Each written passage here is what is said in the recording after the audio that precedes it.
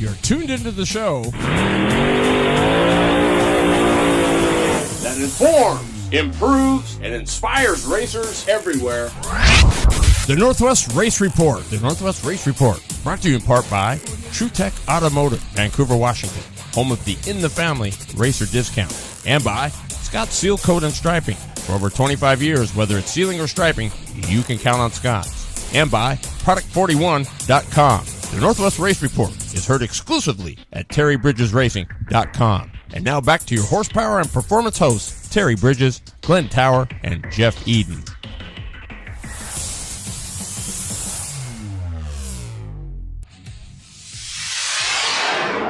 Oh, what is going on, racers? And welcome to another edition of the Northwest Race Report. I'm your horsepower and performance host, Terry Bridges. And sitting in with me, we're missing Lippy. He's running a little bit late. He's here. But we got the loader, Jeff Eden. What's going on, loader? Hey, just another fine day in the neighborhood. Absolutely, man. So let's introduce who we got sitting in with us tonight. We got a special guest tonight. His name TJ Hartman. Known TJ for quite a while. He's raced sprint cars around the Northwest. Quarter midgets, a little bit of everything. Anything with wheels on it. Thanks for having me, guys. Yeah, right on, TJ. Right on, my brother. He's gonna be kind of our he's gonna be our what do we call it? Our overseer of your geek, your nerd. Yeah. We might have us a new computer guru. Boy, would that be sweet. That would take the load off. I'll tell you what, man. No doubt about that. What is going on? Northwest Kart Dates, P1. Ronnie Swires, P2. Matt Strebe, P3. Rusty Rossmeyer. Yo, Rusty. Sean Hulbert in the house. Thanks to Sean. He gave me some good info tonight. We got a great show for you, though. Bradley Shaw, the hottest thing going in indoor dirt racing, I think, right now. The Monroe Mess. Other than Phil Fow.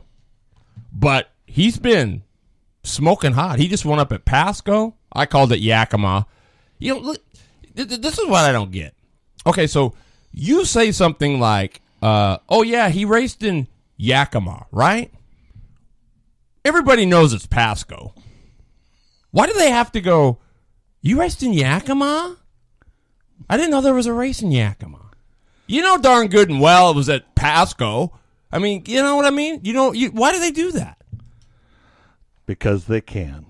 Evidently so. Too much time on their hands. But you know what I'm saying, Lip, right? They know what you meant. Exactly. Why can't they just go with that? It's like but no, they got to say, you raced in Yakima? Jeez, I didn't know they were racing in Yakima. Where's the track in Yakima? Yeah. It's like, why do you got to do that? The spelling Nazis. It's just like that. You know what I meant. Come on. Yeah, absolutely you did. Like autocorrect. Yeah. It drives me crazy. I don't know. I don't get it. But anyway, so we got a good show. Bradley Shaw, who's hot. He won the 500 show up there at Monroe, right? The indoor. He won over at Pasco. God, I didn't know he was such a guru. He's done well. He has. Chizzy in the house. Chizzy's everywhere lately. Chizzy is. Ernie Conference House. What's up, Ernie? He's busy. Yeah, for sure. Brent Meyer is here. Let's race, he says. Yeah. Chizzy. Don't you gotta love the guy. Man, he's been busy. I've seen his post there. I offered to take the loader down there and take care of that track, but he didn't take me up on it. At least they could do is mow it. What, you were going to drive that loader all the way to Mississippi? Why not? They'd never miss You it. thought your knee hurt then, or now. It'd be your butt, but I'd have to work on the way down to get fuel. 101 needs some help down in California. Yeah. But we got some results from, thanks to Matt Strebe, who does a heck of a job. From the WHR over in Pasco, we got some Salem Speedway results. We got some Lakeport results. Yeah, but here's what I want to say. Big shout out. Now, what did we say last week? We said Steve Beitler was nominated for Promoter of the Year. Yes, sir. Well, they announced at the Chili Bowl that Steve Beitler made the Hall of Fame. Sprint The Car Sprint Car Hall of Fame. Along with Brian Clausen, Lance DeWeese, David Steele, Scott Garkin, Emmett J. Malloy, Steve Beitler, Bob Mays, and Oscar Garnhart. Now, you tell me. That's pretty big. That's a pretty big honor, I think. Oh, yeah. Do you? Very much so. That is a big honor. I mean, especially you're going in with Brian Clausen and Bob Steele. Those are post, both of them were killed in the last year. But Yeah. But, I mean, still. Those are guys, and Steve does it too. I mean, you look at his promotions. He lives and breathes racing. That's why he hates late models. Because I didn't know he was a standout. He raced the World Outlaws or whatever. Yeah, he raced with the World Right. Outlaws. Well, now I know why he doesn't really care about late models. I mean, that makes a big difference. I get it. Not that he doesn't like them, but I heard a comment one time there. Somebody said something about late models down there at Elma, and he says, well, they tear up the track. Well, remember what Claire used to say? Don't want to hang sprint cars because they tear up the track. Yeah. Of course, that could mean a couple things. Either you're a wuss or whatever. I mean, because, it was that pulp he used to put in there. Remember that stuff? Those were, man, I mean, there were nights there would be 2-foot ruts there. Guys that were back markers were now track record holders. I mean, it was just insane. Yeah, they knew how to get through the humps. Yeah. I mean, one guy had, I remember back there, he had an 800 in the left rear and a 900 in the right rear. And I was like, where are you racing, Daytona? I mean, it was nuts. But anyway, congratulations to Steve Beitler. That's a big, big, big honor. And the fact that it's coming from us here at the Northwest, in the Northwest, that's huge. That's huge because what do most people think? You say the Northwest. TJ, what do they say? Oh, we ain't got no racers in. They do say there's not a lot of racing coming up in the Northwest. Yeah. I mean, there's no racers. We're not very, we don't have very many. We got some damn good wheels here. Whether it be dirt, asphalt, stock cars, sprint cars, we got some good wheels here. Yes, we do. I mean, Herschel McGriff's from here. Enough said. Bang, boom, right? Garrett Evans, Ron Eaton, Gary Lewis. I mean, the list goes on. Your favorite, Tom Sweatman. The Sweat Hog. Yeah, the Sweat Hog. We got Glenn Tower.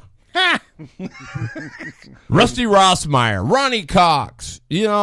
Kevin Bridge. We got some wheels here. We do. I mean, and you just start looking at it. There is a bunch of them. There is. And when you got guys that, like Roger Crockett, how many different rides? I mean, he's got his own car sitting at home, but this guy calls, I want you to drive my car. I want you to drive my car. It's crazy. You could Trey Starks. Starks, yeah. Right? Starks been clear back to Pennsylvania, running with the Pennsylvania Posse. Right. So, don't tell me we don't have good wheels here, because we do. I'll argue with you all day on that. Won't argue with me all day. I'll even go further if I have to, but I'll argue it for sure. Because I'll fall asleep by then. Hey, guess what? What is the number? 17. You know what that stands for? 17 days to the BK. Heck yeah, baby. 17 days. 10 year, right? 10th year? 10th year. Yes. I mean, it's unbelievable it's the 10th year. For sure. Right? I can remember year 1 like it was yesterday. I've only seen year 9. Wow.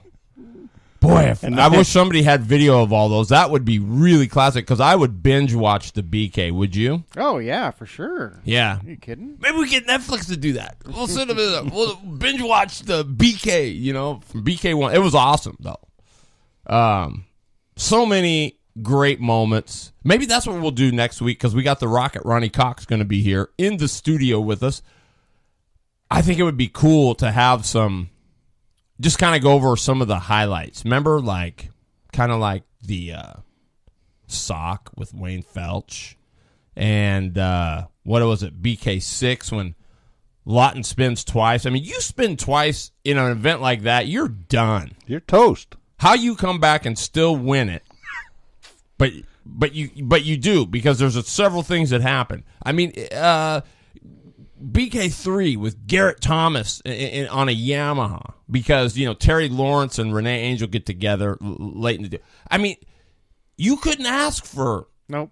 it, and it's always something. Every year, it's like you don't know what it is. You just know there will be something. Running out of gas. Yeah, or geez, I don't know. The only two that haven't been were Diotti's BK8 win and or 7. Or was it? He was 6. No, Berg got 7. Diotti got 8. So Berg's win and Diotti's win were about the cleanest. Berg's went bell to bell. I don't even. They had maybe one caution, I think. Really? Yeah, it went quick. But I will say, it was very unfortunate for Michael Lawton because I believe Michael Lawton was the fastest car on the racetrack during that main event. But he spun twice. We all know it's not always the fastest. It isn't. It's the best prepared team always wins the BK. Yes, Jason, it is Wednesday. Yep. So that's the whole thing. What do they say? The race doesn't always go to the speedy. It goes to the sturdy. There you go. Speaking of sturdy, there's Scott Keeney. Boy, that's it, man. Bring some of those smoked pistachios. Have you had those? I like that, though, when you can win a new frame at the BK. Oh, yeah. His wife was, what'd you buy now? What'd you buy now? I didn't buy anything. I won this, so go sit down. It was funny. I love it. Wouldn't you be able to love to say that? Where'd you get the money? What do you mean money? Well, yeah, you got a new cart. I didn't have to pay for it. So go sit down. Question me on my frame. Take a seat. Right? You better hope she ain't listening. Or I know. I'm dead anyway. She's going to hang me. But speaking of that, honey, I do need a motor for it. I don't know. So anyway, we got a great show, though, for you. Mr. Bradley Shaw going to be with us. Boy, have I got some questions for him. Yeah, little Tweety Bird sent me a message today to ask him some questions. So, no, Scott! Oh no, I'm dead. TB, oh my God! Oh my God! TB's in the doghouse. I'm done. No more I'm done. pistachios for you. It seems to me she reminded him Hey. last time about that. Oh God, please! I'm so sorry. I didn't mean that. You'll be lucky if you're on the cookie one.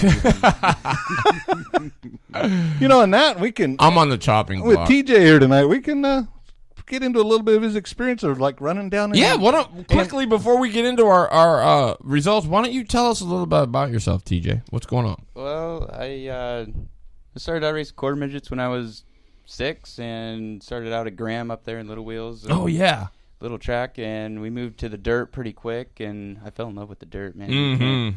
Can't go wrong. So who were some of your arch nemesis back then in quarter midgets? Oh, quarter midgets, I'd have to. Man, I don't know. It was everybody. Honestly. Was like Harley Yoshi running? Do you remember any of those guys? They were a little after me. They were okay. Yeah, we ran with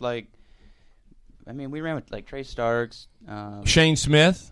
Shane Smith. Yeah. You raced with one time? Wow. And I don't know. You don't remember? I don't. We ran so many. So you were that races. fast? You don't even remember all those other guys? We just ran so many places all over the place. We ran national events, all the region stuff, all the club stuff. My dad was very involved in the running of the clubs and all that. Well, building of the one at out in Elma, yeah, at Grays Harbor. His dad was instrumental in that. Oh, really?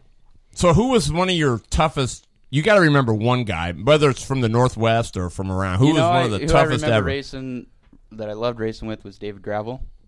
David Gravel. Why does that name sound familiar? World Outlaws. Really? You raced against... Really? Yep. The first time I ran with him was back in, it was like 2000. Yeah, 2000 back in Maryland. And we ran a national event back there. And did you put it to him? Yeah, we ended up winning. You did? Yep. Oh, yep. Don't you love it? You can say Gravel was up, man. I put it to you. Remember that one? That's awesome, dude. So what are you doing now? Are you still racing, or are you getting a little bit here and there? Or? No, I haven't ran in a couple years. I've honestly just been focusing on work and just reality life, and I'm in a very good spot right now, working at a computer company, and hopefully one day I'll be maybe the owner of it. And that's all I'm really doing is just kind of focusing on work and getting my feet underneath me. Yeah. That's what we need. Yeah, he might be the new Northwest Race Report computer. Look out, y'all. Look out. TJ got to go down and race in Australia a couple different times. Yeah, I got to go down to Australia. How was that? I loved it. It's a beautiful country down there. Everybody's very genuine, laid back. Yeah, I'll bet. And it's just a different atmosphere, but their competitors, their racers down there are just as good as the ones up here. So let me ask you. They say when you're in Australia that when you flush the toilet, the water goes the other way, does it? It sort of goes like straight down. Really? They actually have like 2 different buttons, one for number 1 and one for number 2. And really? Yeah, it's different, yeah. He said number 1 and number 2. I love it. Nice. I've worked on those toilets before. Oh, she might not share her beer with you. I'll take it. Don't you jump on. Look at this guy. I'll take it. Shows up late now. He doesn't even care about me. He just want. Yeah. Nope. I got his share. Under the table. TV's under the table. Well, he's stomping on me too, Keeney. Let me tell you. He says, "I'll take it." You see how quick that was, too? He's got good beer, let me tell you. You should have seen the picture of him at the airport. I loved it. Here he is walking through the airport with his sprint car seat, all his gears all wrapped up inside the seat, and all cellophane wrapped in it, and headed for the plane. He's going to Australia. Yeah, I had a layover in Hawaii, and I remember getting all my stuff after that first flight. Yeah. Right? And I think I had a layover for like 10 hours, but I'm like laying on my seat and across my bags, and Nobody's taking that. yeah, ain't nobody taking that. No. No way. And then what was really cool, he'd post some pictures now and then, and the news gal comes out to interview him in a mini skirt and high heels at a dirt track. They know they're racist. You thought that was a trophy girl, right? Well, they were in bikinis. Were they really? It's Australia. Come on. Yeah, the women are beautiful. Don't. You can't start that now because the wheels will fall off way too early, And we can't have the wheels fall and we off cannot yet. Look at Lippy Well, over no. there. He's giggling like mad in the Well, corner. It's like now, guys, I got a potential sponsor listening tonight, so we got to keep the wheels on. that's right. We do. Well, you brought it up. Well, good. I guess Yeah. Bikini. Sorry, Rhonda. But I do want to say one more time, congratulations to Steve Beitler for making the Hall of Fame. Yeah. All joking aside, that is a huge an award. I mean, that's doesn't get much better than that. That's what you work for. So, what do you think? Should we? You want to do some results? Do you have any? You got some. No, you got them. You don't? Well, we'll get some. You got results. It's time for Winner's Circle Wednesday, brought to you by Tees and Tops. All right.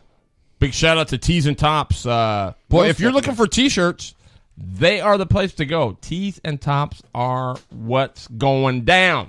So check them out. teesandtops.com. That's the letter T apostrophe S, not T-E-E. So check them out. Matt Fontaine doing a great job down there. I was at Salem this weekend. Nice. That would have been the Focuses? That would have been the Cage Kart Weekend and the Focuses. That's correct. There you go. Yes. Saturday, the day show, because they split it. They got the 125s and all the little guys, little stuff underneath, and then the night show, they bring in the dwarfs, the Pro 4s, the mini stocks, the so forth and so on. You know the drill.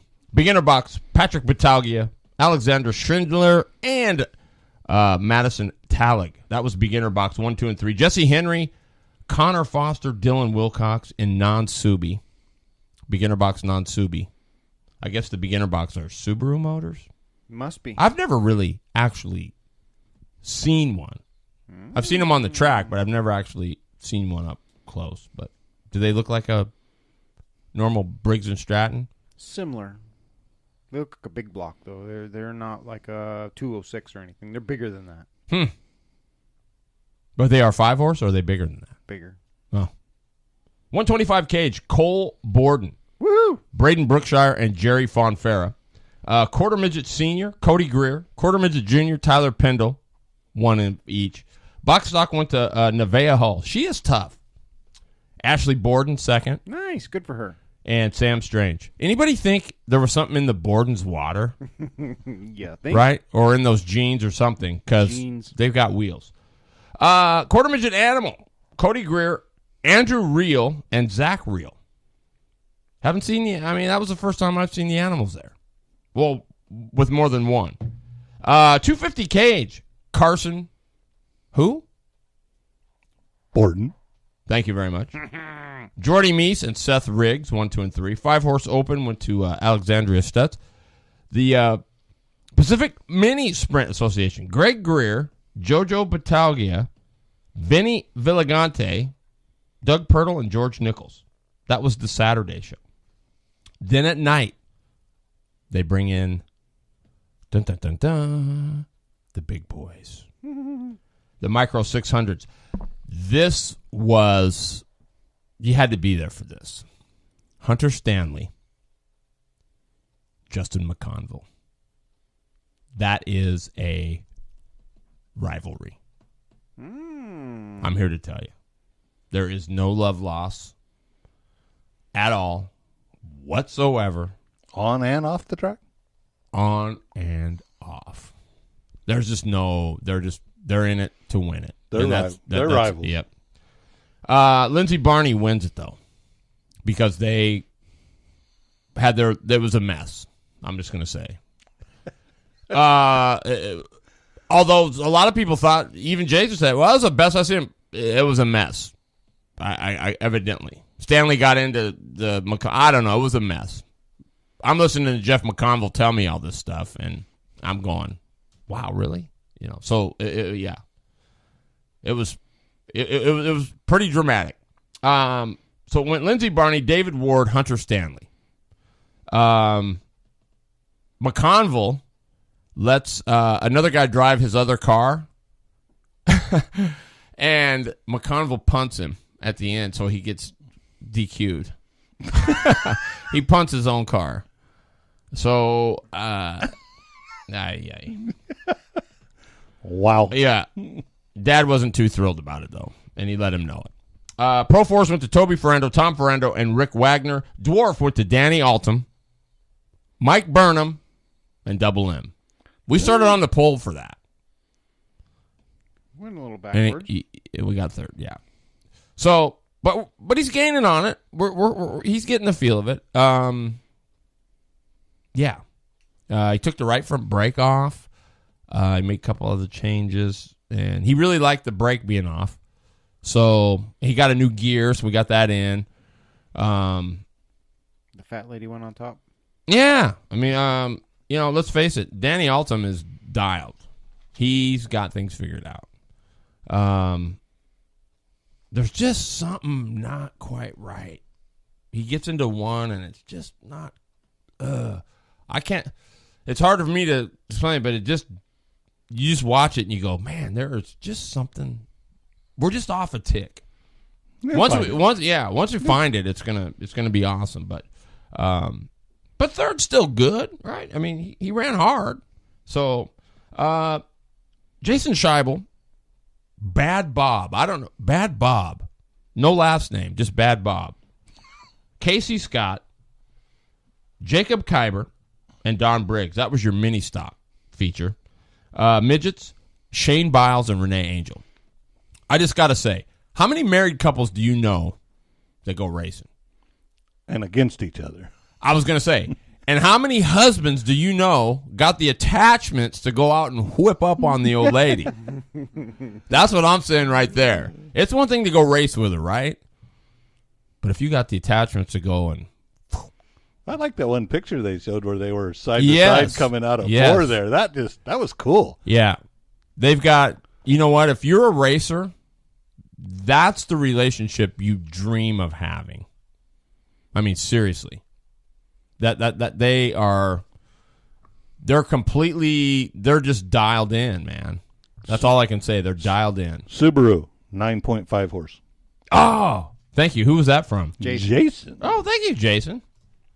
So you know what I'm saying, though? Yeah. Oh, yeah. I mean, they're just a great couple at the racetrack, and they're all about it. I mean, that's pretty cool. Micro restricted, Kai Dixon, Victoria Wolf, Mason Deneen.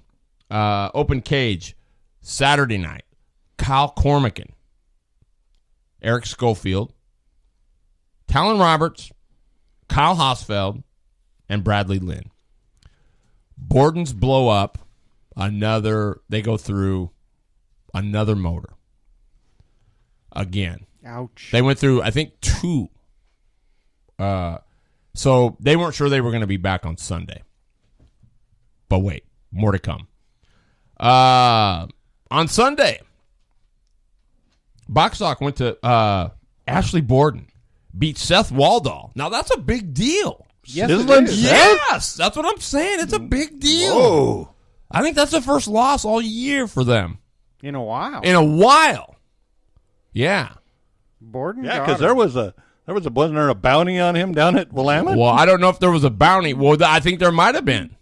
You mean last summer? Yeah. Yeah. But, I mean, and it came down to, get this, a lap car. Waldall went high. Borden went low. She was quicker, I think. I think she was.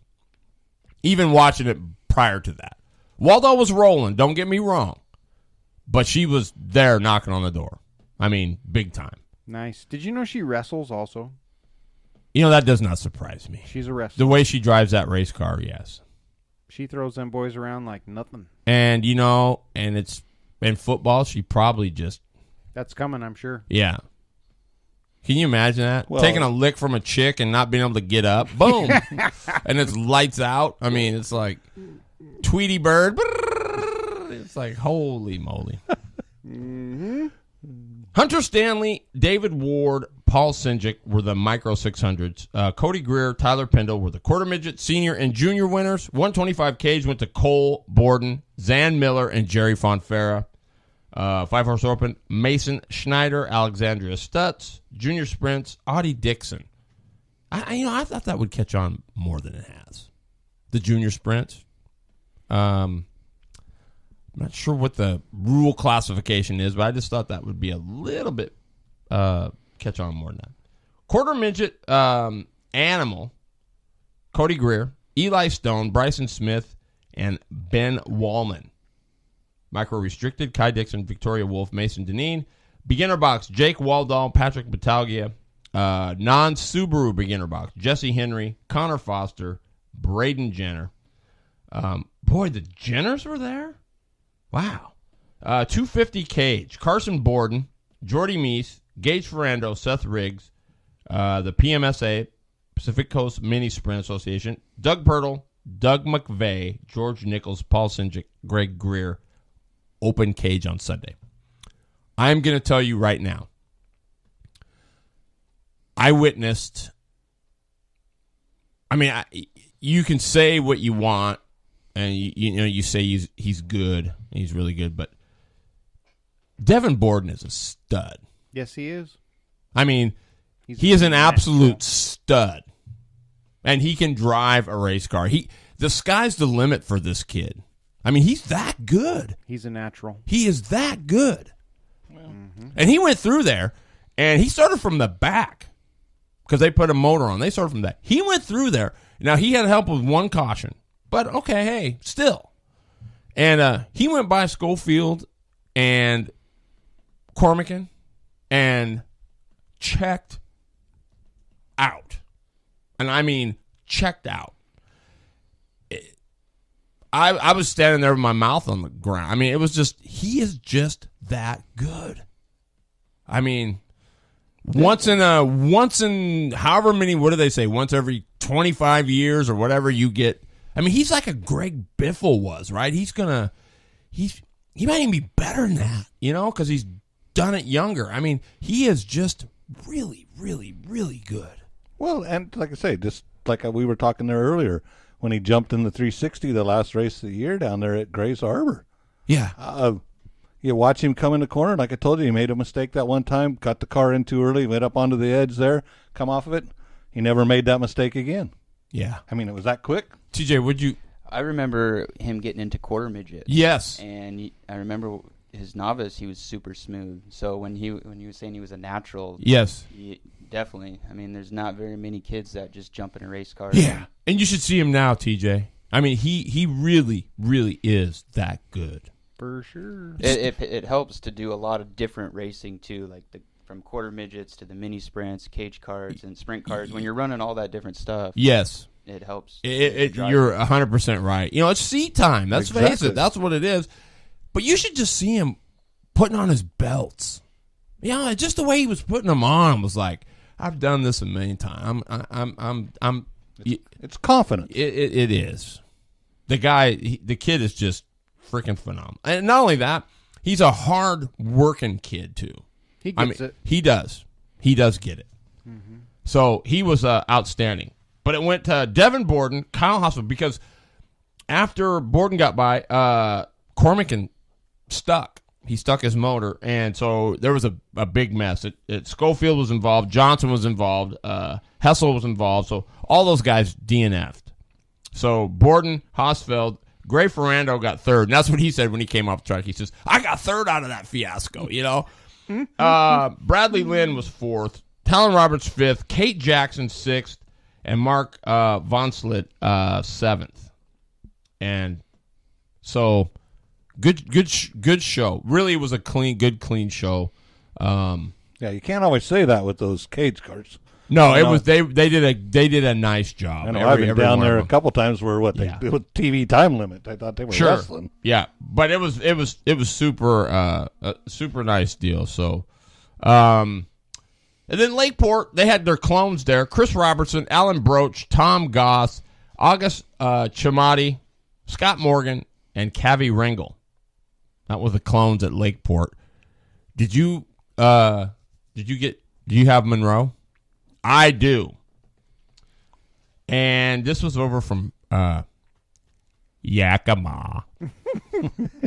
No, it was Pasco. I stand corrected on that. Pasco. Yo, Derek Wallace, what is going on, my man? Yeah, good to see him Bad on here. Bob Berg. That's his name. Oh, that's Brad Berg's dad. No, I'm just kidding. I don't know if that's I true. thought it was his brother. KT Light went to Reese Wickard, Chris Foster, and Maurice Shaver. KT Heavy. Bradley Shaw, Matt Powers, Spencer Constance. 40 plus, Mike Marshall. Who's the guy that makes those big fat slicks for the back of your car, street tires? Mickey Thompson. Oh, boom. Jerry Pitts and Jeff Slough. These two guys, I'm sorry, I got to take credit. I got them over there because I've been working on them for years to come dirt racing, and they finally made it. And look, and they're getting. I mean, that's awesome. Jerry Pitts, Jeff Slough, third part. That's awesome. So, Schoolboy went to Parker Hadlock, Tyler McLeod, David Hill. Minicart went to Brooklyn Constance, Danny Constance, and Jacqueline Barnes. Quarter midget, Samantha Schwartz, Braden Wager, and Kira Zalstra. I remember these kids from, I went up and did the quarter midget nationals this year. Both those, this Braden Wager kid, he's good. He can wheel. Really wheel. And Kira Zalstra too. So I just think it's awesome that they're up at Monroe. Quarter midget 200. The one was outlaw though. The outlaw quarter midget. So that was cool. But Wager takes that. Braden Wager, Tanner Stark, and Samantha Schwartz, 1, 2, and 3 in the quarter midget 200. Open went to Tyler Weber. I saw that. Levi Harless and Reese Wickard. How about T Webb, baby? Yep. Good job for him and Steve. No kidding. Pro, Dallas Melby. You know him? I know Dallas, yep. Pretty good wheel. Definitely, yeah. How about Levi Harless? You know Levi? No. Reese Wickard. And do you know a guy named Bradley Shaw? I've heard of him. I do also, from earlier, Justin McConville. Yeah. Race against him in quarter midgets as well. Was he pretty good? Yeah, he was always good. Yeah, he's a stud. He can wheel it. Hunter Stanley as well. So that's what I have for results. What do you got? Oh yeah. Well, we'll be back. Don't go anywhere, guys. We'll be back in just a minute.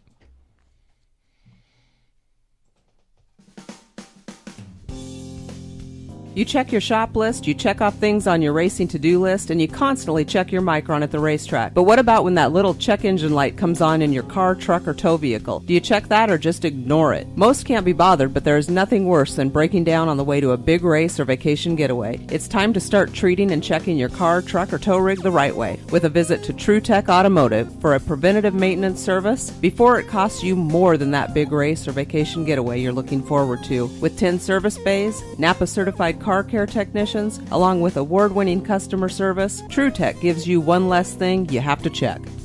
Get it done right, the first time with the right parts at the right price. And how's this for right?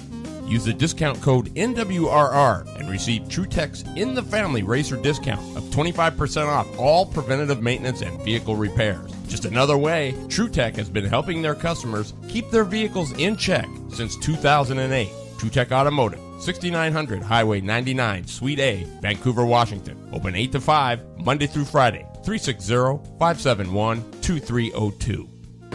This is JG83, Joe Gibb, and you're tuned in to the Northwest Race Report. Well, so 17 days till the BK. Lippy, your thoughts on that? BLG in the house. Oh, Brian Esquinia. Y'all better be getting your purple prep out and heading after some tires, man. And your black sand. Black sand, purple prep, yeah, and don't forget your blue Gatorade. So, well, somebody said, though, orange was starting to work pretty good. well, I prefer the blue myself. We had it on the table the next day down there. So, yeah, it worked well for us. I'm just saying. Yeah. Got to keep up with the times there, Lip. I'm telling you. So I understand that Rusty yes, gets a ride from the 5.0, the backup machine. He is. He will be flying the 5.0R. Wow. That is cool. Or 5.02. We haven't decided yet. 502, please. I don't need another R or X or 50Z or whatever. That's pretty awesome. Was he excited? Oh, he's very excited. As a matter of fact, he was at the shop when I left working on stuff. So, yeah. Really? Stuff. Look at he's top secret. Now it's stuff. Yes. Tires. Is he working on yours? No. Are you kidding me? No. Lippy says nobody touches my tires but me. Speaking of tires, I've seen that this week on Facebook, the innovation of the year. What is that? Joe Ransom took a pickup box and made it into his tire warmer. One of the behind the seat boxes. What's he warming? The tires. How many? Good Lord Almighty! How many do you need? You only need 4. Exactly, in a pickup box for that? No, it's the toolbox. toolbox. The toolbox. Yeah. Oh, I thought you meant the pickup bed. The pop-up lid. That's trick. I thought, to me, it's the innovation of the year. Did it have the rotisserie? Yeah. Or just? Wow. The thing that got me is he gave it was actually a collaboration of some other guys in his area, and they took the toolbox, okay, but then they went to like the Goodwill and they bought a turkey roaster. So you put your turkey in on the counter, and it is a rotisserie, and it turns and it cooks it all at once. Yes. Well, they took that apart. They used the heating element out of it to heat the box, and then the rotisserie portion is what they used for spinning the tires in the box. So they gave you the whole breakdown, temperature, the heating element, the tire turning of the tires. It was all done right there. I mean, with one purchase from Goodwill. It was interesting as heck. Really. Really. Well, he did say there was some machine work that they had to have, and I forget what that one cost him. Something about. Yeah, the rollers, that's a little bit intricate there. Sure, but I mean, still to go to Goodwill and use a turkey and take 2 parts out of that thing and make it work. Mm-hmm. That is so. What is the moral of this story? Well, you can turn it into just about anything. I'll post some pictures of my box that I made, because I do a lot of woodwork. So I built mine out of wood. Sure. And I used an 1.25 inch steel fence post is what I used for the center. And so instead of having two poles that the tires sit on and turn, I had one that goes through the middle of all the wheels, okay? So I can put two sets on there. And then I went to the Goodwill and I bought these kitty roller blades that have 4 wheels on them, and I cut those in half, so I have 2 wheels, and so my bar sits on those 2 wheels, and that's what it rotates on. And then I just welded a square peg on it and used a rotisserie for the barbecue that the wife no longer has, and that's what turns it. So you can build it out of all kinds of stuff. Really, you can, and it doesn't have to be the fancy metal and aluminum and all the rest of that stuff. But and that's what I'm saying. 2 heat guns, one on each end. That's right. You see what I mean? And to me,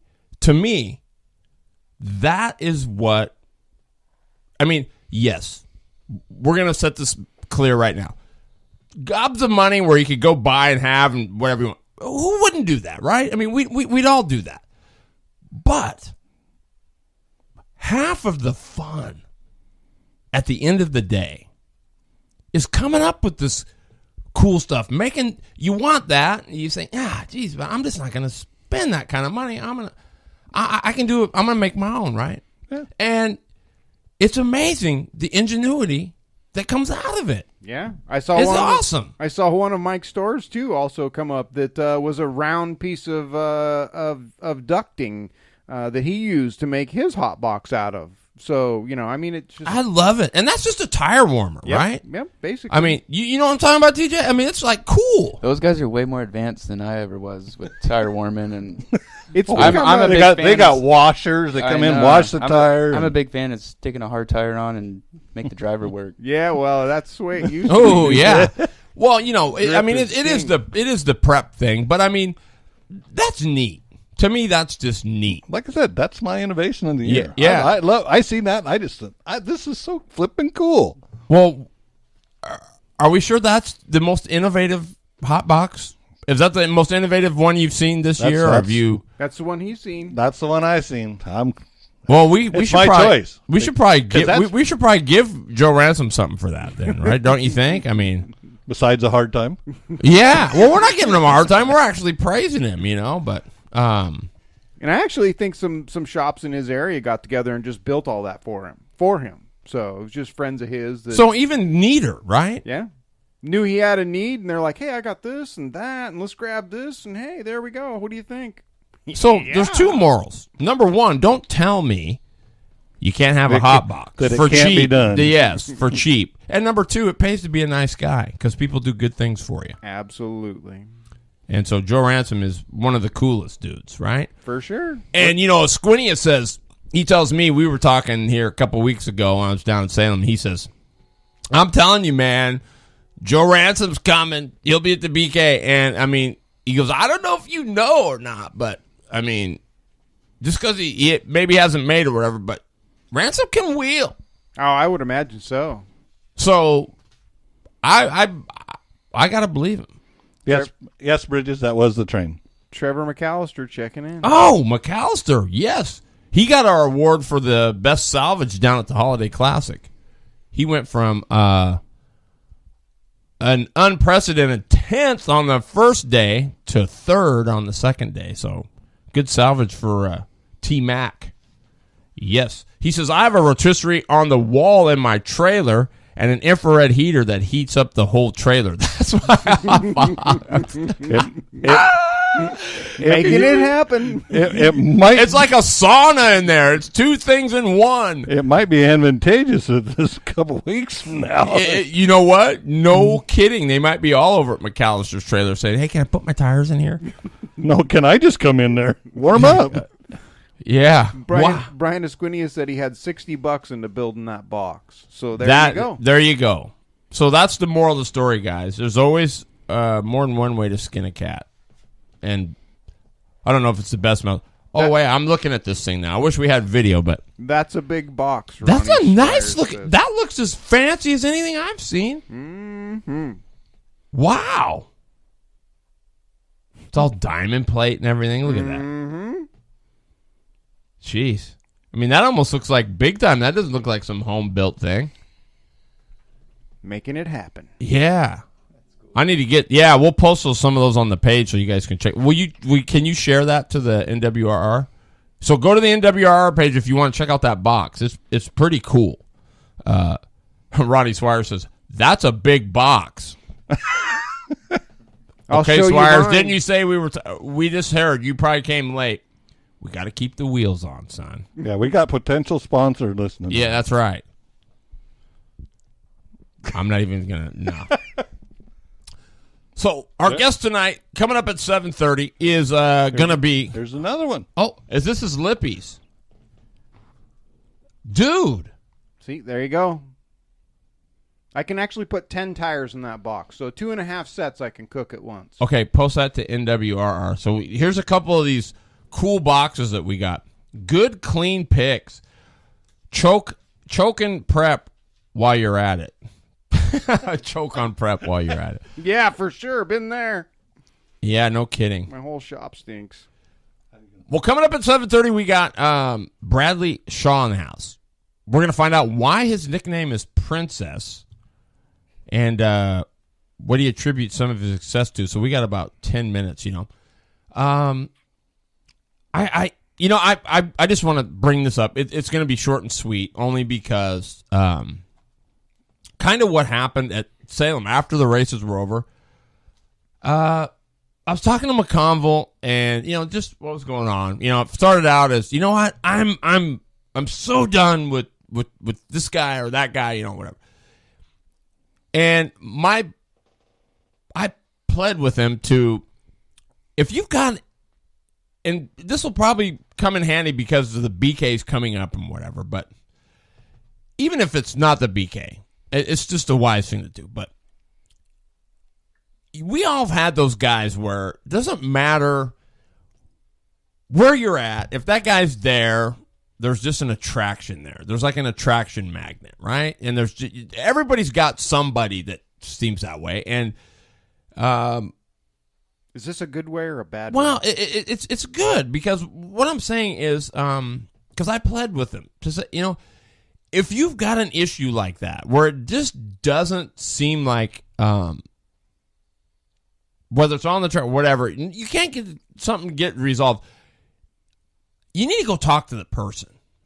You don't need to badmouth them. You don't need to talk trash. You don't need to, try to dump them on the. What you need to do is go find out and get to the root of the problem and find out really what's up. And that takes some guts. It takes being maybe a bigger guy than you might think you need to be. But it takes the bigger guy to go over there and say, listen. And you can't go over there all huffed out and ready to brawl. But you need to go over there and you need to say to the guy, look, obviously we've got some issues here that are unresolved. I don't want to continue going on like this. I want to go racing. I want it to be, I want us both to enjoy it. I don't want to be always brawling or feeling like we're at each other's throat or whatever, but we should probably work through this so something terrible doesn't happen. Do you know where I'm going with it?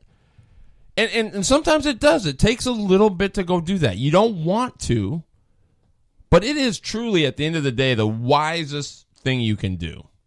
I mean, it'll save your programs. It'll save you from maybe having to get DQ'd. I mean, whatever the case. Lippy, you're shaking your head because I know you know what I'm talking about. Well, in most cases, what turns out to be a grudge or whatever you want to call it, you usually end up becoming very good friends out of the whole deal.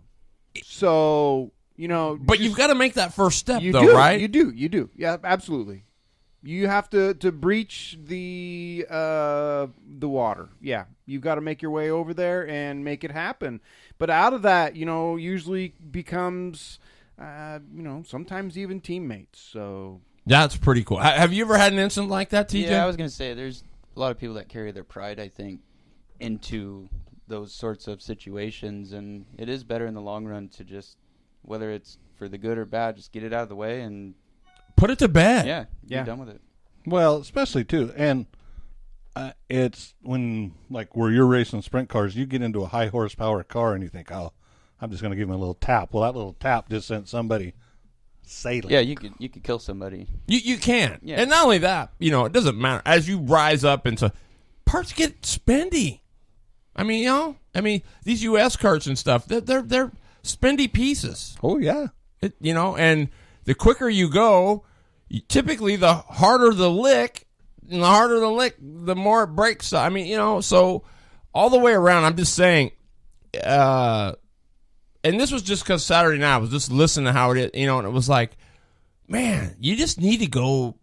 It doesn't do any good to talk to Jason about it. You just need to go talk to the individual and say, hey, Chizzy said it. we need to work it out. Dude, I've almost been in cage matches as an administrator. Got that stuff straight. Yeah. I mean, it's important. And with the BK coming up, and I think Lippy made it the clearest, is if you're going to go, bitch, you better go cool off first. Because if you go running up there all fired up, your chances of getting anything, especially on your side, are little slim and and none. Yeah. Yep. And not only that, you go running over into somebody and he's not, between the two of you, you're already hot. And then the next thing you know, somebody's going to be laying on their back. Yes. And that isn't what you want, It truly isn't. This is one of the things that I've noticed in, like, with the UAS guys and the 360 sprint car guys and, like, with the late models. I'm talking the stuff that cost a lot of more money. Mm-hmm. Is there A lot of more? a lot of more? That's a word. Yeah. It is. I know what you meant. I just had to be like Pasco and Yakima. Yeah, way to go. Yeah, okay. But there seems to be a certain amount of respect because of the equipment. Mm-hmm. It takes cubic dollars to fix it. So you respect or try to respect each other. Stuff happens, but still. I mean, Some guys do. Some Yeah. guys don't. but I seen TJ go head on into the fence and coming out of turn 2. And I mean, literally destroyed the car. We were kind of, It was like 100 miles an hour to dead stop. yeah. Yikes. Lippy, you kind of raised your eyebrows, kind of like, do you think respect thing there could be more? Oh, I definitely think there could be more. I think that TJ's right that everybody carries a little bit of arrogance into it and not as enough respect into it. So that's the whole problem. But I think we need to define respect, though, right? I mean, what is respect? Does that mean giving a guy just enough room for 4, or maybe just a little bit more? Well, I think I give people more respect giving me the space, and so if it's given to me, I will give it back. So that's the kind of respect. All too often now, it's as soon as somebody sees somebody next to them, their instinct is to turn right down into them, and that's not racing in any aspect. That's my problem with it.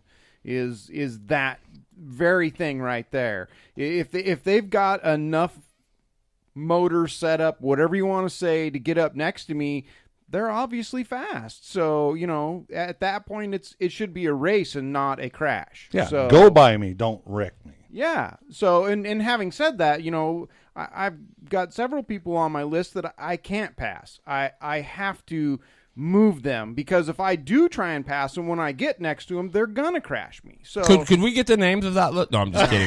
no, not going there. I'm just kidding. You'll see them in the fence. Please no. That's it. So take notes. No, I mean, I get that. Well, I'll use one for example. Brian Green is a master. A lot of guys say he blocks. He does not block. What he does is he knows where you're going, and he gives you enough room for 4 tires, and that's it. You get not another inch. There's room for 4, but if you want 4 1/8 or a quarter, no. You ain't getting You're not getting it. And you know what? And he's that way all the time. So you always know when you go there, man, can I make this with the 4 that I have? Because if I need more than 4, I'm not going to get it.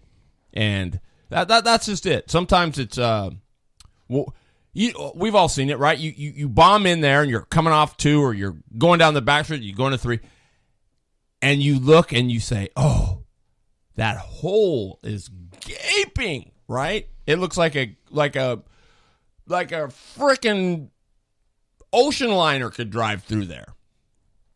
It can, the first part. Just because the front fits doesn't mean the back's going to. And it always follows. And it always follows. Yeah. And Justin, you are right with that comment. Respect is hard racing, not being and wrecking them. Yes.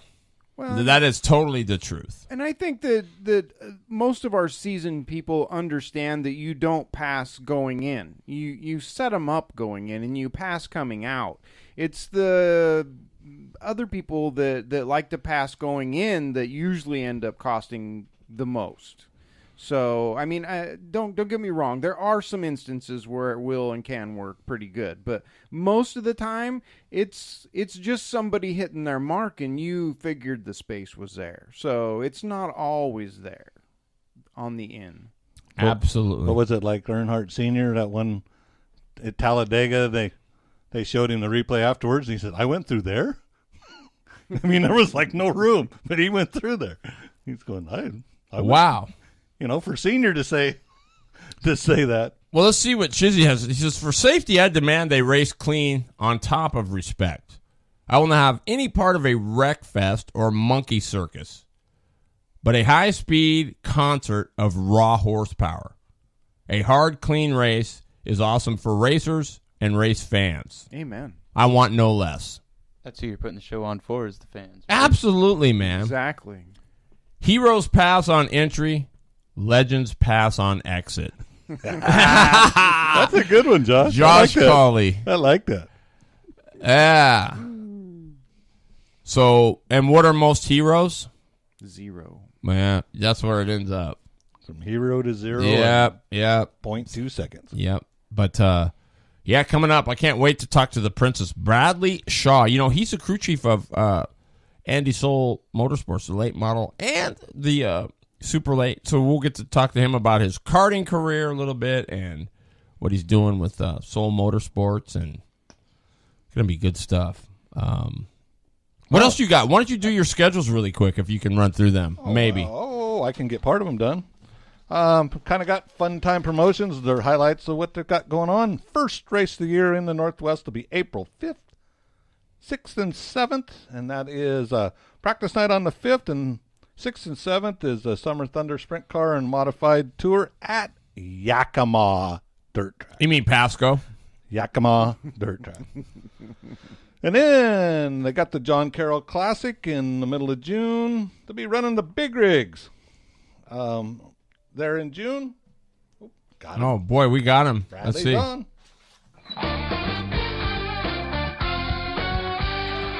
Your favorite drivers and people of interest in the motorsports world. It's time for In the Seat, powered by Blue Line Graphics. All right, our guest tonight, I'm excited to say, he's a crew chief, he's a racer, he's been a hired gun, but most notably, he's known as a princess. His name is Bradley Shaw. Welcome to the show, Bradley. What's going on, man?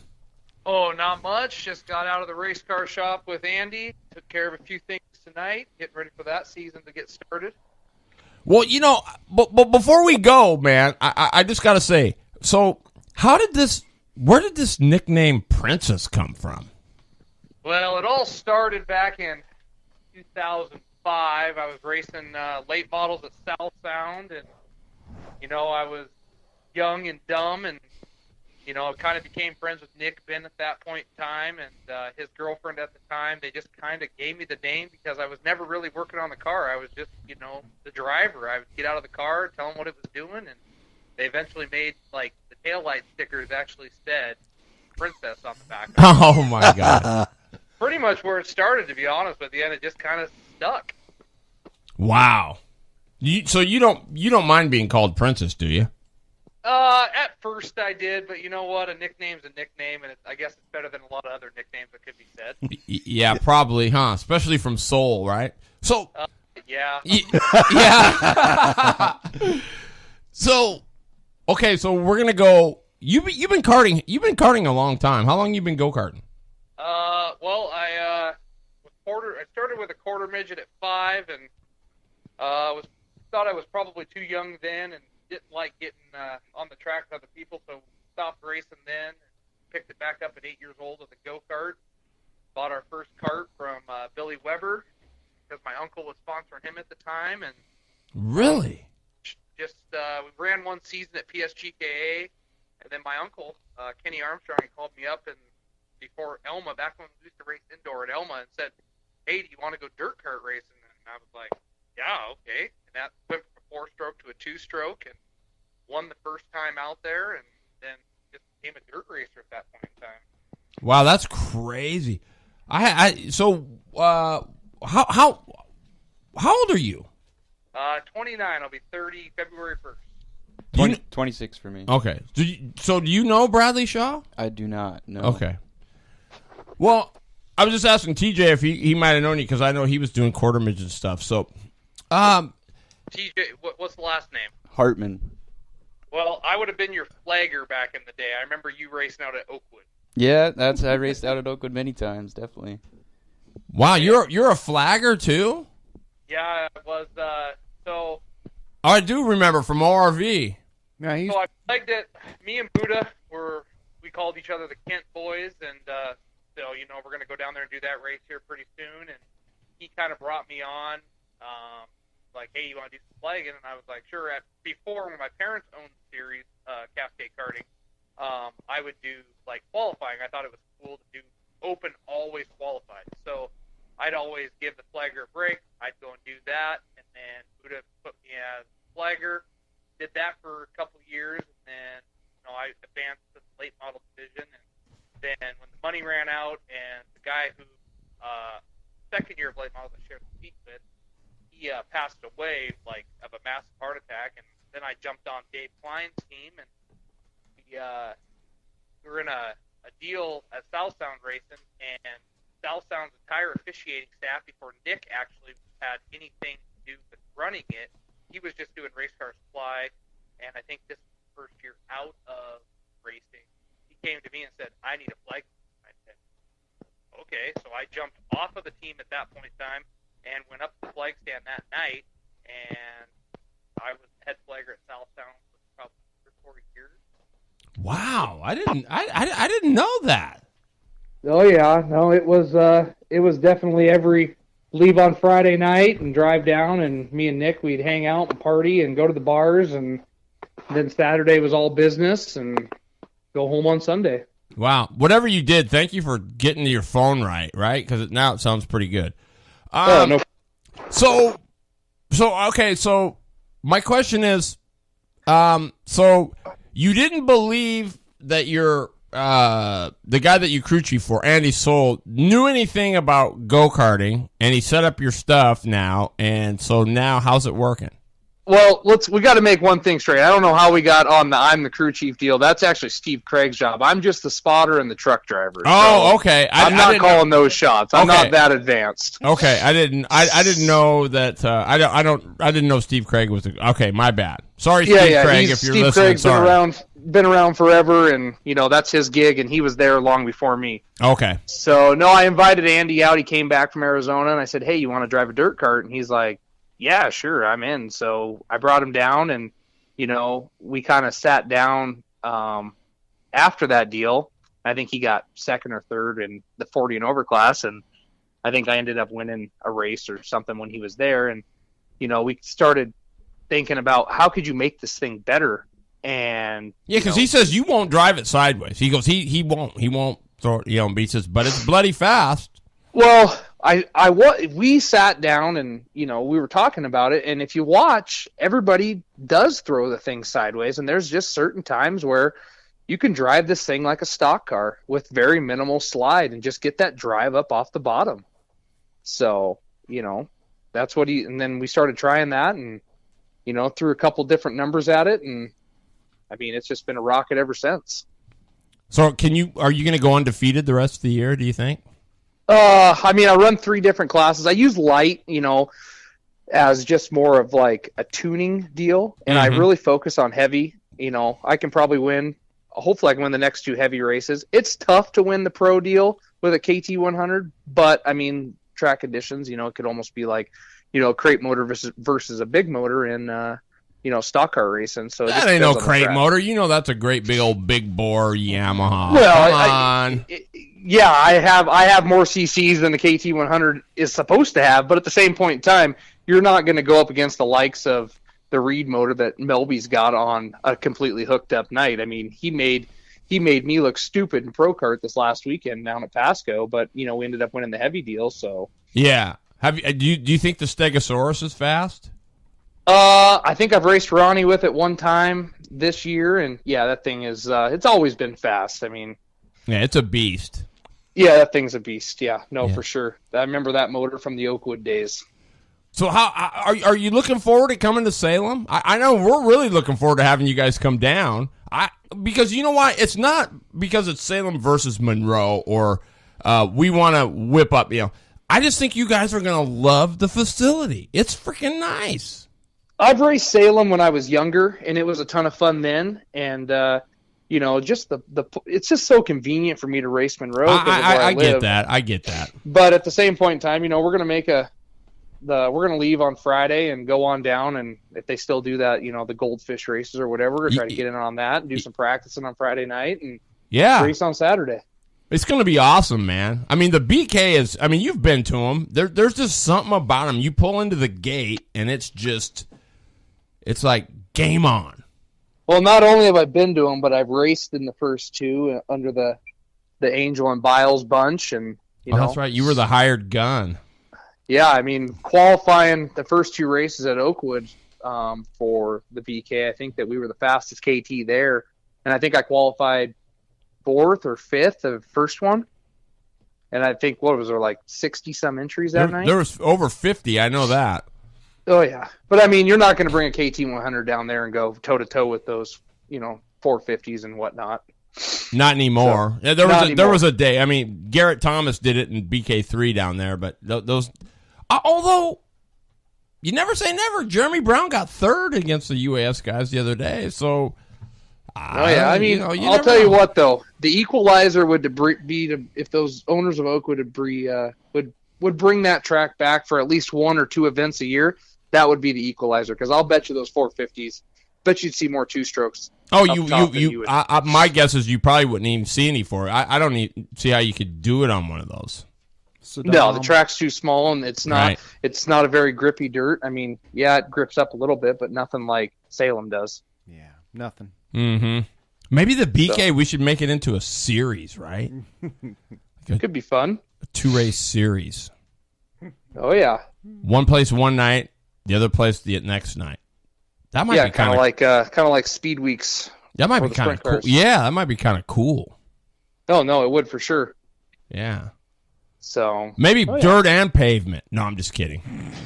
Well, one would be I'll on get shot for that. Don't ever. I'm sorry I even said that. Well, I'll tell you what. One would be on slicks at Salem, and the other one would be on treaded tires when you come up to Oakwood, if that was the case. Oh yeah, Gibbs would be there for sure. Loving it, cheering, and reminiscing. Hollering. Yeah, rooting and hollering. Oh yeah. So, tell us what do you got? You got your setup for Salem? I got the tires coming from Renee. I don't really know. I don't know. I'm just going to play it by the hip when we get down there on Friday night and see exactly what happens. But are you going to prep? Am I going to what? Oh, tire prep? I don't know. That's all up to her. I'm giving her wheels after the last Monroe race, and I'm going to bring a chassis down there with no tires and wheels on it. We're going to see what happens. So now, do you have a regular Yamaha, or is yours just the big one? I have a bone stock Yamaha too. Just another Collins motor. That's just a backup motor, though. Well, you should run that in like the regular KT. Well, I mean, I could probably take the girlfriend's son's cart and put a stock KT on that, Mm-hmm. So because Lippy wants some of you so bad he can taste it. Oh, he's over here licking his chops right now. I mean, he's just, I'm getting ready to stick my Reedy Yamaha on there. Come to the stock appearing. Well, I mean, just tell him to come on up to Monroe. We don't bite. Yeah, neither does the track. That is very, very true. Ouch. I'll tell you what, though, when we went down to Pasco's a whole different deal. It's the track actually blue grooved, to be honest with you. It looked like and it did. I was so out to lunch all day long. I mean, I went nuts for the main event. I just threw something at it and it happened to work. So now I got to go back to Monroe and go play in the sand. Is it really sandy? I need to get it. How many more races you guys got up there? So we have a race this Sunday, and then we have a race the following Sunday. So we go back to back. Well, I might be able to make the last one. I think I'm on this Sunday. I'm not sure. I heard my name a little bit, but I might be on down at Salem Sunday. But if not, I wouldn't mind going up there and checking it out. Oh no, it's a good time. I mean, they got good food, and they get a pretty decent crowd that watches. And what kind of food is it? They got good hot dogs? Oh, hot dogs, burgers, chicken strips. I mean, you name it, they've got it. Are they as good? Are they as good as South Sound's chicken strips? I wouldn't say they're that good. Those are probably the best chicken strips I've ever tried. They are. They're the bomb, dude. Yeah, no, South Sound's got great food, and they take care of the fans for sure. Yes. Well, what about the hot dogs? Have you been to the Classic? What the fall? The Holiday Classic. No, never made that trip. Those hot dogs are epic. Are they like a Martinsville hot dog?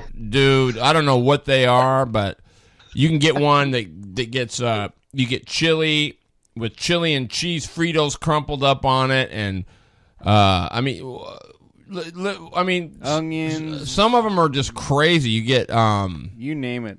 They got one with Cheetos on it, the crumpled Cheetos on it, and blue cheese, and you name it. It's all there. Yeah, they're the bomb. Might even just be worth the flight down to go try a hot dog. Guaranteed. That's the deal. It's worth going to the Classic just for a hot dog. 2 or a meal, I'm telling you. Oh yeah, but you were Shane's co-pilot, weren't you? We both were, Lippy and I. Yeah, we didn't. Well, co-pilot. No, we were like co-gophers, right? Yeah. We got the window when we got gas and stuff like that. That's it. Shane was the wheelman. We kept him in refreshments on the way down. That was it. Oh yeah, got to keep him hydrated. That's for sure. Yeah, and believe me, when it was time to go, it was time to go. Yep. No messing around. Well, no. Check this out, Shaw. So we're down at the Classic. It's the last day, and Lippy's been trying to figure out how he's going to return the rental car. Okay. And so we're a little nervous because he goes down there to return it, and he says, "No, we can't return it. You got to return it in the morning." So he comes back, and I said, "Did you get it done?" He says, "No, I got to go back in the morning." He says, "Can you tell?" I said, "No, dude, I am not telling Biles that you got to go return that car tomorrow. Forget it." Because he is gonna go ballistic, right? He's gonna leave us. Oh yeah. And so I said, "Sorry, dude. I mean, I love you and all, but you got to take that fall on your own, dude." So he went and he called Shane and he tippy-toed around but he got it. He was reasonably. He said, "We'll be ready." So where were we? I ripped my brand new shorts that I got on the damn fence because I'm trying to hop it up. And here we are on the on ramp, waiting for Biles with our bags right on the on ramp. So all he had to do was stop, pick us up, and away we went. So it worked out perfect. Oh, but when it comes down to the super late model deal, I load them up on Friday night and put the backup car in and then the primary car and. I like to leave at a certain time, and I try to be the first guy in line, because it's always a fight for parking stalls and the flattest pad and stuff like that. Yes. And when I get that hang up, all it does is irritate me. Yep. That's why you guys get along so well. Well, what did he say? He was irritated right at first, right? And then he said, because you had to tell him, and he went, well, we can't repeat on the air what he said, but... But I mean, he was okay with it after that, right? Yeah, he was good afterwards. The other thing that'll irritate Shane Biles, just don't bring up stock car racing to him anymore. I know. He doesn't want to hear nothing to do with it anymore. I know. It just blows me away. I know. I don't. Yeah. So he got a hold of me. I don't remember what year it was, and he decided he wanted to put a car together to go race the Fall Classic. He's like, "You want to be the spotter?" I said, "Okay, I'll be the spotter. Let's go and do this." So I spent numerous nights up in Woodinville, leave Kent after work, drive up to Woodinville. He'd buy me dinner, Red Robin, whatever, and we'd spend the night in the race car shop, putting the new body on it, motor in, you name it, we did it. And that was right when bump stops and everything were becoming a thing. Super. That's what all the fast guys were on. Right. And I know that Shane got information from Gary Lewis back in the day, and the car wasn't updated enough to really take that stuff, but we made it work the best that we could. And we were running up in the top 10 somewhere, and that was the year that Joey Tanner missed a shift, and we got plowed in the back, and it was on a restart, and then he plowed into somebody else. I mean, it ruined both clips on the car. I think the only salvageable body part was actually the roof. Wow. Yeah, open deck trailer. I mean, it was everything you could do to put it back on the trailer. So it took 2 wreckers, and you had to back the trailer in underneath it, right? I think they made it roll, but I know it took a lot of guys to get it on the trailer. Mm-hmm. So yeah, I'm sure he wasn't real thrilled with that. And I'm pretty sure that was, he said, "I'm not doing this anymore. This is stupid." Well, you know what? And he's been true to his word. He has been true to his word, that's for sure. Mm-hmm. Because like you said, he has. Don't even talk to me about that, really. Just don't even talk. Right. If he brings it up, I'll talk about it. But otherwise. Yeah. But I can't convince him. I mean, I know that Renee's got an Emic like mine just sitting there in the side, but, I mean, they don't want to come out and race at Monroe either. I mean, the problem with Monroe is it's such smash mouth racing. They don't really throw a lot of yellows or reds or anything like that. Pretty much stays local yellow only, and the drivers are pretty rough, especially in the pro class. You got to be able to hold your own, and a lot of people just don't want to get their stuff tore up, and I don't blame them, to be honest with you. Mm-hmm. Mm-hmm. So, I mean, I think in the two years I've raced out there, this year and last year, I think I've seen one red full course red. That was the pro race I won a couple weeks back, and Melby got right rear hooked coming off of turn 2, and he flew out of the go-kart actually. Oh yeah, and I saw all the reds, and I put the hand up in the air, and I was like, I think this red flag's actually real, to be honest with you. Holy smokes! He slapped because the wall hard. I mean, we've literally had a pro race there, and it was pretty. It got under my skin a lot, and it was. I think I was starting second, and Spencer Constance was starting first, and it took a couple starts to get us right. And was it bloody? Was it bloody?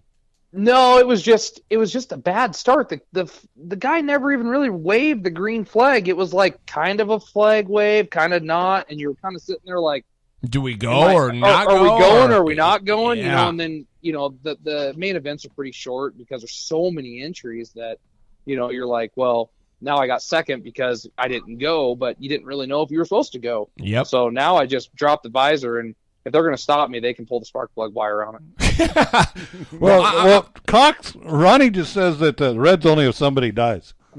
Well, I figured out that if I spin out next time, I'm just going to flop, take like an NBA flop on the track, and hopefully I get a red. We'll get a redo it. Hang out over the Nerf bar, yeah. Oh yeah, I mean Melby literally he was probably on the ground for a good 5 to 10 minutes, and refired, and his crew fixed the cart. He ran down from turn 2 to turn 3. I think he probably got the wind knocked out of him or something, and got back in that thing, and they fired it back up, and he did like 4 or 5 Brodies on the front stretch, made sure the cart was right, and he raced it, and he got a 3rd or 4th in that deal. Wow. And he went out and won the open deal a couple main events later with the same cart. Well, I know there was one other red because didn't they red it when Constance broke his collarbone or whatever that was? I wasn't in that race. I want to say that was the open deal, and I was out loading my stuff. I think that was really KT know. Light is what I want to say it was, but It might not. have been KT Light. That could have been the night that I had the Berkey problem, and I actually didn't even race that race. Mm-hmm. And you know what? I think it was that race. So yeah, I was out loading stuff up, and then I saw Keith Wickard was running Tiffany Tiffany's SUV in to pick him up and take him straight away to the hospital. So, oh yeah, not a good deal. Tiffany Marshall can roll. Oh yeah, for sure. You know what I'm saying? Oh yeah, well, we've been trying to convince them. She used to run at Oakwood. I'll tell you what, man, she was good. Oh yeah, no, for sure. Yeah. Well, I'll tell you this much. I'll save you some headache. Okay. You guys coming from down there, don't bring that Monroe attitude to Salem because it's probably not going to fly. Yeah, no, for sure, right? Yeah. Yeah, we're losing blue. Guaranteed it won't, I don't think. And it's blue Gatorade is the title. Yeah, that's the prep you want, blue Gatorade. Blue Gatorade. Yes. Well, I can tell you right now, I know there's guys out at Monroe that they do some sort of tire prep, but I can tell you right now, I haven't prepped one tire all year long. And you're smoking them. Yeah, we're doing ever since we figured out just to make the thing turn. I mean, was that Andy Souls' deal? Yeah, I mean, literally, I could show you numerous messages back and forth, and I mean, it was just figuring out how to make the thing turn. So Andy Soul, an old wore-out shifter cart guy, is pretty good. Yeah, I mean, he drove my cart, and he came off, he goes, this thing's killer to the center. He goes, if you could just make it finish the second part of the corner, you're going to kill these guys. So, I mean, we were down in Pasco, and I mean, the track was so rough. I mean, I literally messaged Ronnie today and told him, I said, there was such a chuck hole in turn 3 and 4 that I probably could have laid one of the girlfriend's son in there, and I probably drove over him and never hit him. So I figured out that in the main event, I was like, I'm just going to roll this corner. I mean, Maurice, I think it's Shaver. Yeah. He comes up to me right afterwards. He goes, how do you win a race with such slow corner speed? Ooh. Well, it's rolling. It's just roll. That track just took it to roll. Wow. So, well, that's what they said at Salem too, though. That's exactly what Chris C said too. He says, there are animals down the straightaway, but there's nobody's got any corner speed. Well, I mean, I have the video from the heat or from the main event of heavy, and if you watch Matt Powers and Spencer battling, I mean, they are laying into each other and this and that, and they're sliding. Well, every time they're sliding, they were hitting that ginormous chuck and shoving them up a groove and a half, 2 grooves every lap, and I'm just hunkered down on the bottom.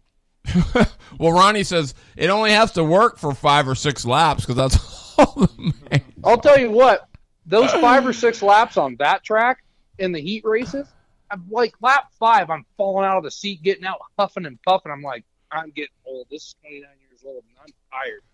So you're going to make 20 at Salem? Yeah, I'm pretty sure I'll make 20 at Salem. It's like said, yeah. Well, we're about to find out, aren't we, Shaw? We are going to find out. So, are you coming down for the 20th? Probably not, just because we got to get ready. Man, I don't just have one cart in my stable. I got 2 up and coming drivers. I got one in the Predator class, and I've got one in the mini cart class. And then, I field another cart. Sometimes the girlfriend drives it, or she'll hop in mine, or my sister will drive it with a Predator on it, or whatever. There's just a lot of work during the week that goes into it. I totally get it, but here's what I want to tell you.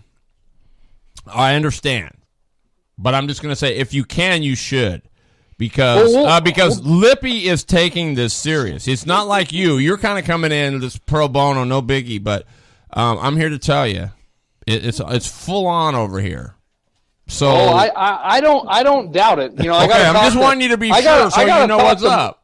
I got to talk to Mama and see if she'll let me go down there because she tends to have a little bit of say in where we're racing. I get it. I totally get it. I just want you to know how serious it is on this end down here. Well, he's got a shoe in his corner with Renee helping him out. She's got more laps on that track than anybody, so that's a big help. Yeah. No, it should be. Maybe I'll get a little more help out of Renee unless I was going head to head with her, because I'll bet you if I was going head to head with her and racing out of the same camp, I'd probably get like the B setup. You were, and you'd get some old 77 Dunlops, those things that spark at night. You know what I'm saying? Well, that brings me back to, I think it was race BK2. I was leading. I think I won a heat race or whatever. That's back when I think you guys still do 2 heats in the main, but I was leading the second one or whatnot, and I heard that's when she had the Sudam on there, and I heard her coming, and I just pulled up and let her go because we were racing out of the same camp, and I finished second, she finished first, and I think we both started in the top 3 that night. So I was like, not gonna wreck her. But you're not gonna, if Lippy's behind you and you hear him coming, you're not gonna pull up, are you? Yeah, probably not. That's probably not gonna happen. You know, just so Lippy knows, we don't run any body work on our carts in Monroe. It's just Nerf bars and number panels. So, you know, we're not worried about, you know, banging a little bars up here. I love this. Oh, and Renee says, and he won't be on Burris tires, Lippy. Thanks for that. That is true. Well, you know what, Shaw? I mean, I know we give you a hard time, and honestly, it is all in pure fun. We're not saying Salem's better than Monroe whatsoever, or anything of the sort. We're just saying we're trying to get numbers down there, right? Because we don't want it. We don't want this thing to go bye-bye. And you know what that's all about, and that's really what we're trying to do here is get you guys down there because that's where it's at. You know, we want to keep the BK there. We want to, you know, have a good, because that place is racy, man. You're gonna find it. You're gonna enjoy yourself. I really believe it. Yeah, no, I watch videos. Tony Williamson occasionally will go live and you'll watch it, and there's just nothing but grip there, and it's, you know, they do have some. It's not that they don't get a lot of carts; they get quality carts, right? I mean, that's the difference. I mean, in any of the classes at Monroe, you probably have on any given night 4 or 5 guys that can win it, and the other ones aren't going to win it. But I mean, you got to have those guys, right? I mean, you do. They make the show. They're the weekend warriors. Without those guys, you don't have much of a show anyway. I mean, that's why the pro kart deal up at Monroe. I mean, we get 18 to 20 entries, and I think they're paying like 300%. So I mean, you might get 6 and you're taking home $15, but you know what? That's $15 in your pocket that you got back on your entry fee. Yeah. So I mean, and that's huge. And I think first is, you know, occasionally it could be $400 or $300 or whatever, but you're not taking home any less than $300. Wow, that's not bad. And then on the 21st, I know they have an upgraded pro purse as well. I don't know how far it jumps, but I mean, I'm sure that's going to draw some guys too. That, you know, money draws people. Well, I don't know. It doesn't the 5-horse opens, does it, Lip? Nope, sure doesn't. Free entries and a prize, and it still didn't get them there. Yeah, there was 3 entries and a prize. Yeah, and nobody showed up. Scott McDowell from Scott Sealcoat said, "I'll pay 5-horse opens. I want them all here, as many as you can get. I'll pay all their entry fees. All they got to do is show up." Well, the real question is Saturday night under the lights, is Ronnie and McDowell going to go toe-to-toe at the Everett Ice Rink? What, this Saturday? I think it's the 13th, isn't it? I haven't heard. I haven't either. I think it is this Saturday. I believe it is. Oh my God. I don't think they were running carts. Ronnie, is there any truth to that? So I think it's the Extreme Ice Racing comes, and nice. You know, we're going to go down there and watch for sure if that's the case. Yeah, Saturday. Man, dude, that would be sweet. Oh, yeah. We should fill that place up, man. Wouldn't that be cool? Oh, yeah. No, we got some tickets from one of Andy's pretty loyal sponsors, Nelson Motorsports, and they take care of him pretty well, and they also take care of the crew guys when you need something. I mean, they've got me into the fair and certain races, you know, no charge, here's the tickets, just go. Wow, that's awesome. So it's always good to have good partners, you know? Absolutely, man. For sure, man. So I guess I'm on Sunday, so I'm going to have to make the last one. But we need to be up there. Lippy and I have been threatening. Yeah. We'll get the loader up there too, man. Maybe we can all get up there. We'll bring it up afterwards. We'll have a couple beers together and hang out. That would be fun. That'd be fun. Oh, yeah. Yeah, man. Well, man, we got about 3 minutes, so we want to let these guys get out of here on time. Thanks for tuning in. Thanks for supporting the show, Bradley Shaw. Looking forward to seeing you here in a couple weeks. Yeah, no problem. I'll see you in a couple weeks, buddy. Yeah, man, for sure. Thank you, man. Have a good night. You too, bud. Bye-bye. All right, bye. All right. Bradley Shaw, what a good guy, man. He's a ton of fun. For sure. Look at Lippy's got his game. It's starting now, dude. It's on. And then T-Day's going, he flagged me? My God. Yeah. Well, you'll have to come. You definitely got to come hang out with us at the BK, man. He's doing quarter midget deal. Yeah, I got a friend of mine that I grew up racing with is getting his son in the quarter midgets, and that's going to be my plan. I think this next year is on the 27th. We're going to be out at Grace Harbor, and right. I got a ride day out there, and so the Saturday. Yeah, I was already. That's the reason I stopped by the shop, dude. Today. I'm telling you, if you can make that go Sunday, dude, I'm telling you, you got to see this stuff. Well, maybe you could come down Friday night and check it out. I don't know. I definitely need to. Yeah, you need to. Or come the 20th. Yep. There should be that'll just be a mini BK. Should be, don't you think? It's going to be busy that day. Everybody getting ready. Yeah, exactly. Yeah, for sure. This weekend, Cage Karts 2-day show. I'll be there on Sunday calling it. I guess they got no carts at the ice race. Oh, no carts at the ice races. Darn it. They got Big Dave going down to do some motocross stuff, so I'm on. So I'll be there Sunday calling the extra day 2. But, yeah, money don't work with junior sprints either. Guaranteed 200 to win and one car shows. Yep. Well, one car's smart anyway, right? Give them the whole 200. Yeah, that's it. Loader, what do you got, man? We got a couple minutes, I think. So. Oh, we're good. I got, I don't want to get halfway through this and then have to remember where I'm at. All right, man. Lip, what do you got, man? Anything for the weekend? Let's see. This weekend, nope. Everybody should be getting their stuff ready, polished up, cleaned up, tires going, and preparing. Hopefully we'll see several of them down there on the 20th to make some laps before the big weekend coming up after that. So I know I will be working on my mini bike because I see that that's going to be a new class that's going to take off Saturday night after the lights are off. Ooh. TJ, what do you got going this weekend, man? Oh, my God. What do you got going, TJ? I don't got nothing, so I think I may have to go down Sunday or something. Yeah, that'd be cool. That'd be really cool. Yeah. Yeah. Break out the mini bike. Hell yeah. Really? Really? Is that this Saturday? No. Oh. It's a BK weekend. Shane Smith put up, because he's coming down, and so he's bringing his mini bike down so he can tool around the pits, and he put a picture of it up, so that prompted several other people, including... Well, now, is he going to be running a UAS rig?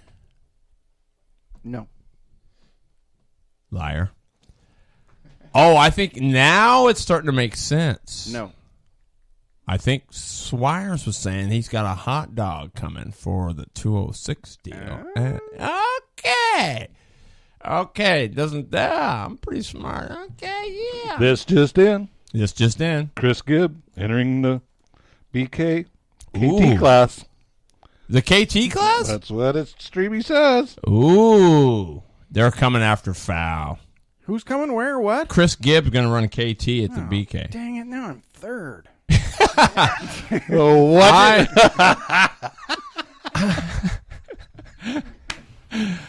I don't know.